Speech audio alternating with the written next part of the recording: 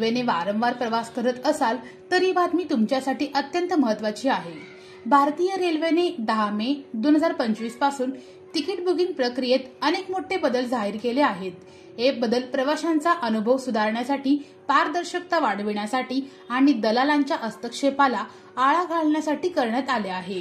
यापुढे online ticket booking करताना, तात्काळ बुकिंग करताना किंवा तिकीट रद्द करताना नवे नियम लागू होणार आहेत। यामध्ये ओटीपी व्हेरिफिकेशन, नवीन booking timing, digital ticket, dynamic pricing आणि अनेक गोष्टींचा समावेश आहे। IRCTC ॲप, वेबसाईट किंवा एजंट मार्फत तिकीट बुक करताना मोबाईलवर आलेल्या OTP शिवाय बुकिंग प्रक्रिया पूर्ण होणार नाही। यामुळे फेक बुकिंग आणि दलालामुळे होणाऱ्या त्रासाला अटकाव बसेल। आता तुम्ही 60 ते 90 दिवसांपूर्वीच तिकीट बुक करू शकता। पूर्वी हा कालावधी 120 दिवसांचा होता। यामुळे खऱ्या प्रवाशांना तिकीट मिळण्याची शक्यता वाढेल।